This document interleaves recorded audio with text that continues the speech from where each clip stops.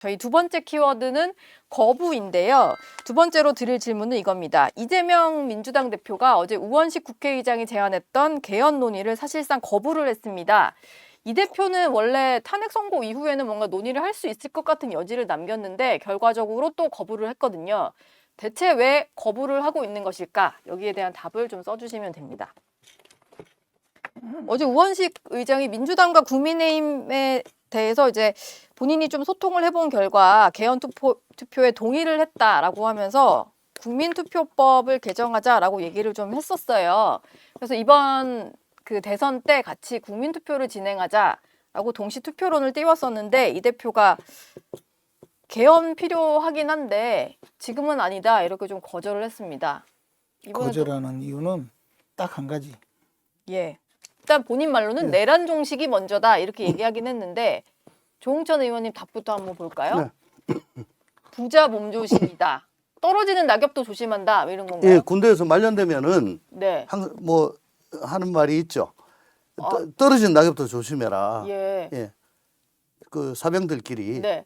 뭐 그렇게 한 얘기인데, 그러니까 자기는 그냥 이대로만 가면 된다 이거죠. 현상 유지를 잘해서 가져가는 게 중요한 거군요. 왜 변수를 만듭니까? 그냥 이 상태로 그냥 가면 되는데 네. 지금 개헌 안 한다고, 개헌에 좀 소극적인 태도를 보였다고 해서 뭐 좋아 보이진 않겠지만 네. 그 개헌 논의를 함으로써 제기될지도 모르는, 발생할지도 모르는 그런 여러 가지 위협적인 요소, 예. 그거를 감수하는 것보다는 뭐 욕 좀 먹고 말지, 그냥 난 이대로 가면 돼, 네. 요번엔 그냥 거저 먹는 거야 라는 생각이 있는 것 같은데, 윤석열 대통령 파면 전에 개헌 여러 여당 쪽 또 정치 원로들, 학자들이 이제 87 체제로는 더 이상 존속할 수가 없다. 네. 지금 뭐 사람만 바꿔가지고는 또 대통령의 불행한 대통령이 또 나온다. 그러니까 이번에 차제 바꾸자라고 했을 때 그때도 내란 종식이 우선이다 라고 그러니까요. 했잖아요. 그때는 탄핵 선고 전이니까 근데 그렇다 치고. 파면 됐는데 예. 그러면 내란 종식 된 거 아닙니까? 헌법적으로, 네. 제도적으로 이제 끝났잖아요. 예. 내란 종식 됐다고 난 보거든요. 네. 그러면 뭐 도대체 국민의힘이 해산을 해야지 이건 내란 종식이다라고 뭐 민주당 강성 지지층들이 얘기를 하는 모양인데, 이재명 대표도 같은 생각인지, 네. 과연 이 상태 이대로 여와 야 그리고 국회와 저 행정부가 계속 대립하고 반목하고 네. 각자 정말 자제하지 않고 탄핵 막 쓰고 거부권 계속 쓰는 이런 상황이 계속 돼도 된다고 생각을 하는 건지 난 묻고 싶어요. 예. 김재원 의원은 뭐 답은 딱 하나다라고 하면서 쓰셨는데 아니, 딱 한 가지. 그냥 5년 다 해잡 쓰시겠다 뭐 그거죠. 뭐. 아, 지금 사실 이미 개헌 다된 논의가 건데 뭐. 임기 단축을 좀 전제로 한 네. 개헌이다 보니까. 이미 내 대통령 다 됐는데 뭐 굳이 이렇게 저 개헌까지 해가면서 임기 단축하고 그럴 필요가 뭐 있나. 네. 그리고 막상 개헌 논의가 진행이 되면 초점이 흐려지잖아요. 그러다가 보면 행여나 다른 이슈가 되고 뭐 그럴 수가 있겠다라는 생각을 하는 거죠. 그냥 다 된 거예요, 자기가. 네. 그냥 이대로 시간만 보내려고 하는 거죠. 그냥 시간만 끌면 대통령이 실제 될 텐데. 윤석열 대통령하고 맞붙었던 22년 대선 때 예. 그때 이재명 대표가 나왔잖아요. 그때 개헌을 공약으로 내걸고 4년 주임제를 내걸었습니다. 네. 그러면서 지금 5년이니까 내가 1년 단축하겠다. 임기 단축하겠다. 제 기억으로는 그렇습니다. 예. 그때는 임기 단축 공약까지 내걸었다가 지금은 뭐 오불관은 못 본 척 하는데, 자꾸 뭐 지금은 개헌할 때가 아니다, 뭐 다른 의도가 있다, 불온한 의도가 있다라고 얘기하는데, 그동안 한번 보십시오. 정권 초에 대통령 강할 때는 야당 쪽에서 개헌하자 그러면 이거 뭐 블랙홀이다, 모든 거 빨아들인다, 내가 정책 못한다 하죠. 그러다가 임기 중반 넘어가지고 후반기로 가면 이제 대통령 힘 빠져가지고 개헌 안 내면은 오히려 이제 야당이 그걸 무시합니다. 네. 근데 요번에는 어쨌든 온 국민이 몸으로 넉 달 동안 절감을 했어요. 예. 이대로 안 된다는 걸. 음. 그게 바꾸자. 네. 집을 리노베이션 합니다. 아파트를 그 올수리 있죠? 예, 올수리. 올수리. 거기 살면서 그 올수리 할 수 있나요? 짐을 빼야 되잖아요. 네.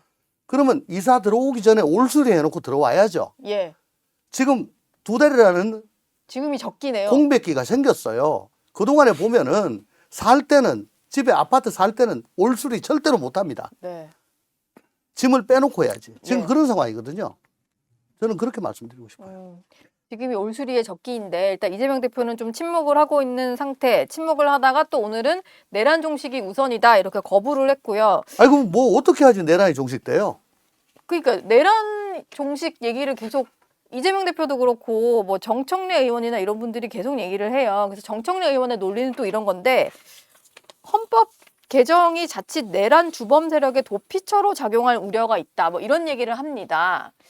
이분들 생각에는 대체 국민의힘이나 뭐 여권을 좀 어떻게 보기에 자꾸 이제 내란 세력과 개헌 테이블에 앉을 수는 없다. 뭐 이런 표현을 쓰더라고요. 늘 뭐 그런 식이죠. 뭐 자기들이 이제 우위에 서 있다고 보면 예. 절대로 대화하지 않고 그렇게 밀어버리는 거죠. 저는 뭐 큰 의미는 없다고 봅니다. 예, 두 사람 말에 큰 의미는 없나요? 거기다가 저 자당 출신의 국회의장 우원식 의장한테 예. 국회의장 노름 그만해라. 아, 그러니까 이제 우원식 의장까지 공격을 하더라고요. 그런 비아냥을 하잖아요. 네. 그 제가 보기에는 이건 이제 자기 장사하는 거다.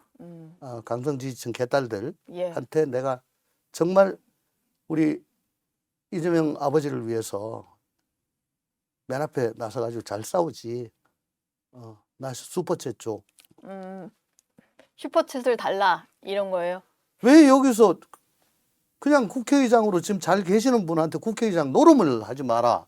보통 노름이면은 참칭한다는 거잖아. 예. 국회의장도 아니면서 국회의장인 것처럼. 국회의장인데, 네. 뭐 국회의장 다 된 것처럼. 그죠? 그 지금 뭐 현직 의장인데 그것도 자기 당 출신인데 예. 도대체 그거 외에는 난 이렇게 하는 이유를 모르겠어요. 지금 근데 이재명 대표 입장에서는 아까 말씀하신 대로 두 분은 다 어떤 속내가 있다라고 말씀을 하셨고 여긴 변수를 만들지 않기 위한 속내고 어쨌든 임기 단축은 싫고 5년 내내 내가 하겠다라는 속내라고 했는데 계속 이게 대선의 이슈로 부각이 되다 보면요. 왜냐하면 이재명 대표 빼고 다 찬성하잖아요.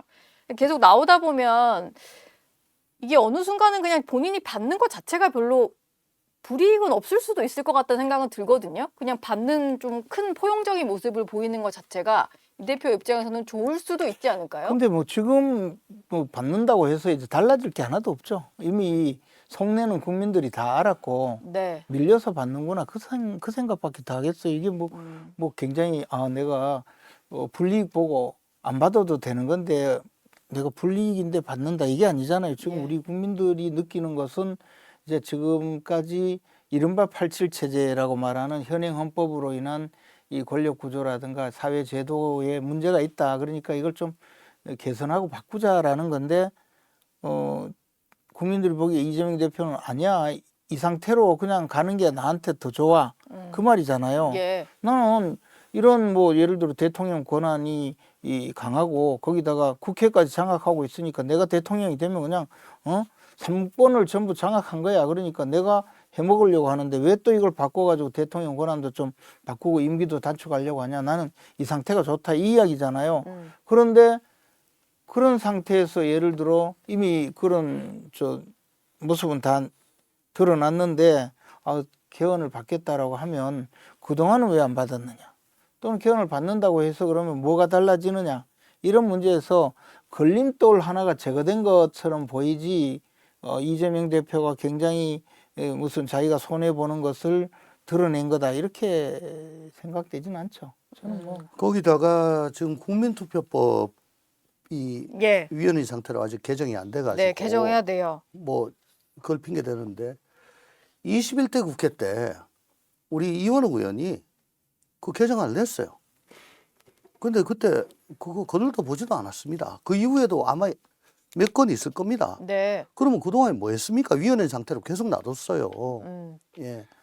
그리고 극단적으로 얘기하면 지금은 법사위원장하고 국회의장이 다 같은 라인이고 더군다나 국회의장 네가 하자고 지금 난리잖아요. 네. 맘만 먹으면 이틀 사흘이면 할 수 있습니다, 이거.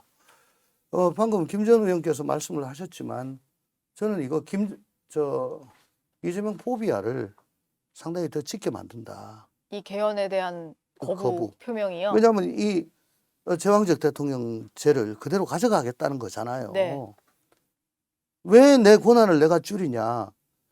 그리고 제 기억으로는 지난 22년도 대선 때는 책임 총리제도 도입하겠다 이런 공약을 했던 걸로 제가 살짝 기억나는데 제 그때, 기억이라서 네, 뭐 4년 중임제 얘기하면서 그때는 좀 구체적인 그때 개헌을 하여간에 얘기했었어요. 1년 임기 줄이고 4년 네. 중임제하고 책임 총리제 받겠다. 네. 뭐 이렇게까지 전향적으로 했어요.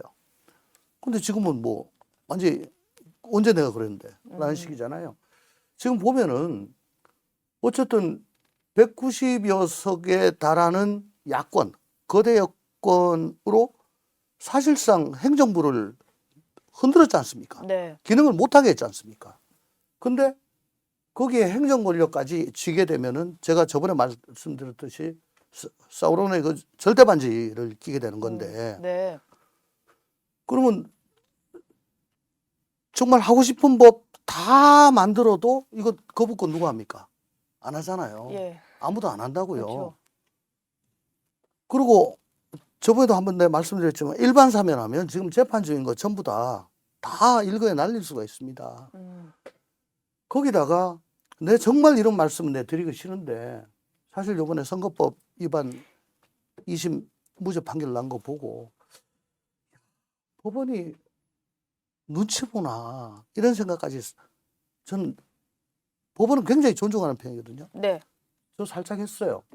그러면 이 상태에서 이 의석을 가지고 행정 권력을 가지고 그 사법부까지 조금 흔들리는 거 아니냐, 영향을 받는 거 아니냐. 그러면 상권이 다 소나기 안에 있습니다. 네. 그러면 마음먹은 대로 다 해요. 근데 저분이 굉장히 좀 이렇게 생각의 진폭이 크다고 걱정들 하고 계시잖아요. 그럼 어디로 갈지 내 재산은, 네. 내 인권은 이라고 생각을 하시는 분들이 꽤 많아요. 네. 근데 여기서 개헌해가지고 대통령 권한 줄이겠다라고 하면은 그래도 이거 그대로 하지는 않겠구나. 근데 손도 못 대게 한다. 그럼 그대로 하겠다. 내 멋대로 하겠다. 이런 이재명 포비아에 대한 일반 국민들의 걱정을 더욱더 심화시키는 그런 작용을 할 것입니다. 예. 두 분께 짧게 질문 마지막으로 드리고 좀 마무리할까 하는데 아까 지금 이재명 대표의 어떤 그 2심 선고 결과 얘기를 하셔서 제가 문득 생각이 난 건데 오늘 보니까 대장동 민간업자와 관련돼서 이재명 대표가 5번째 증인 불출석을 했는데 보통 그러면은 그 강제 구인해가지고 어떻게든 이제 출석을 시키는 것을 법원에서 좀 고민하잖아요. 근데 포기를 했다 하더라고요. 근데 앞으로 이걸 보면 야권의 주자로 유력해지고 유력 대선 주자로 확정이 되는 순간에는 모든 재판 일정이 그냥 알아서 중단되지 않을까라는 생각이 좀 들어요. 두 분이 좀 예상하시기는 어떻습니까? 꼭 그건 아니고 오늘 이제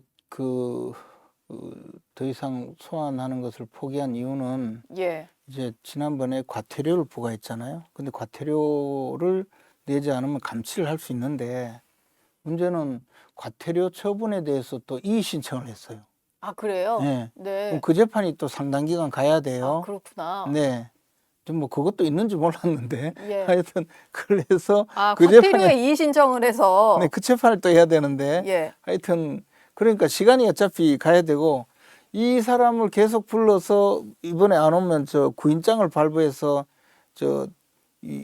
유치시키겠다 해도 그 구인장조차 과연 이게 그 불체포 특권에 해당되는지에 대해서 자신이 없는 거예요, 판사가. 왜냐하면 불체포 특권은 어떤 경우냐 하면 이제 국회의원이 주로 이제 정부 권력에 저항하는 의정 활동을 한 데 대해서 그것을 탄압하기 위해서 구속하거나 하는 것을 방지하기 위한 거잖아요.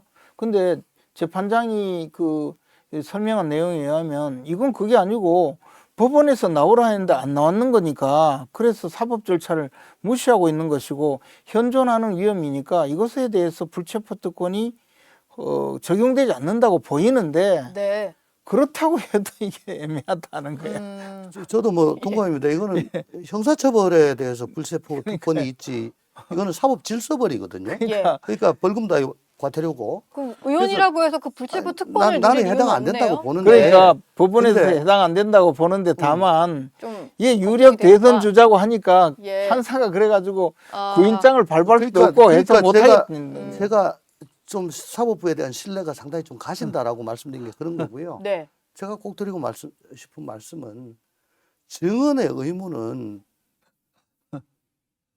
법치주의 국가의 시민으로서는 이건 당연한 겁니다. 이거 예. 누가 법치주의는요. 납세 의무랑 같은 거다 보이시던데. 네, 처음에 말씀드렸잖아요. 예, 예. 미국 같은데 이러면 과연 이 공직을 담당할 자격이 있느냐 문제부터 지금 시작되는 거예요. 네. 힐러리 클린턴도 몇 번 안 나다가 난리 나가지고 결국은 끌려 나갔어요. 예.